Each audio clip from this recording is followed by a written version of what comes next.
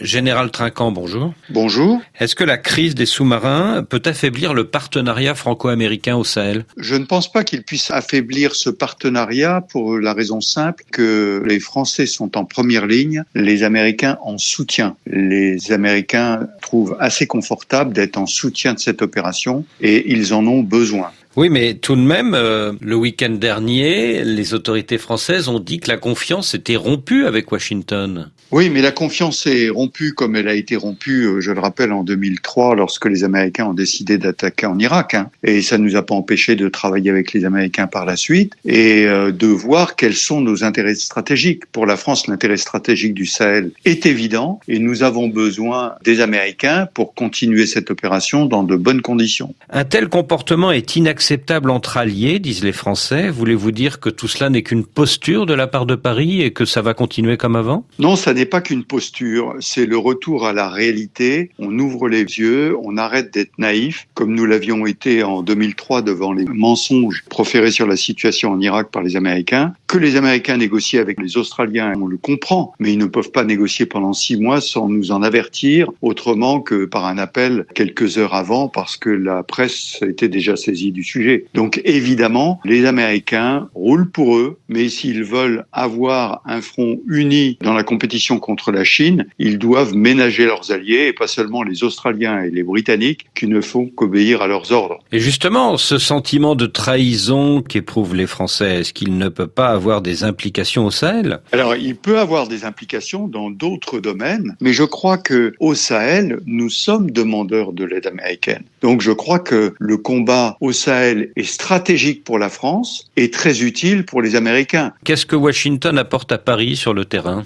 Il apporte de l'aide avec des drones, avec du renseignement et de la logistique. Vendredi dernier, le département d'État américain a salué par communiqué la frappe française contre le chef djihadiste Abou Walid al-Sahraoui. Nous félicitons Paris pour son engagement continu contre le terrorisme en Afrique de l'Ouest, a précisé Washington. Est-ce que les États-Unis ont pu intervenir directement dans l'opération pour éliminer Abou Walid al-Sahraoui? Alors, le renseignement américain, c'est très important. Les moyens français ne sont pas suffisants pour avoir une permanence du renseignement. Quand vous parlez de moyens permanents des Américains, ce sont ces drones Reaper qui sont capables de survoler un site pendant 48 heures sans discontinuer, c'est ça? C'est cela. Je rappelle que les Français ont les mêmes moyens au Sahel, simplement en nombre. Si vous voulez, on additionne les moyens américains et les moyens français pour arriver à une permanence. Jeudi dernier, après l'annonce de la mort d'Abou Walid al-Sahraoui, l'état-major français a évoqué une manœuvre de renseignement de longue haleine, mais sans parler explicitement de l'aide américaine. Était-ce à cause de la crise des sous-marins? Non,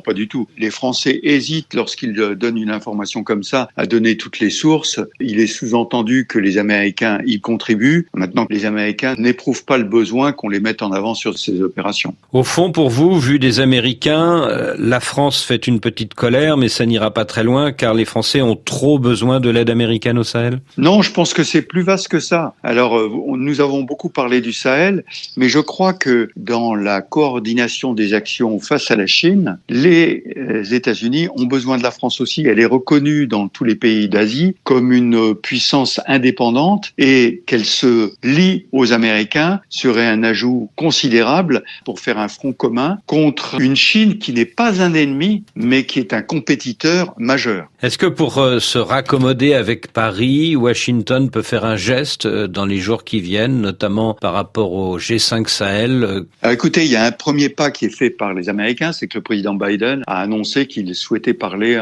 directement au président Macron. Et vous qui avez travaillé avec l'US Navy sur la base américaine de Norfolk, est-ce que vous pensez que les Américains pourraient faire un geste? Oui, moi je pense d'abord que l'armée américaine va demander à l'administration Biden de faire un effort, car l'armée américaine travaille extrêmement bien avec l'armée française dans tous les domaines. Vous parlez de la Navy, je rappelle que notre porte-avions était dans la mer de Chine. Ça n'est pas par hasard. Donc je pense qu'il va y avoir un effort qui va être fait. Les Américains savent très bien le poids que la France, qui n'est pas une puissance majeure, mais qui est une puissance d'importance, peut apporter un peu partout dans le monde. Donc en fait c'est donnant-donnant, c'est ça? Oui, si vous voulez, nous avons les Américains qui sont en première ligne sur la Chine et pour eux c'est absolument essentiel. Pour nous le Sahel est absolument essentiel. Nous avons besoin des Américains pour nous appuyer au Sahel. Sur la Chine, les Américains ont besoin de la France pour arriver à coordonner cette coalition. coalition en Asie. Général Trinquant, merci.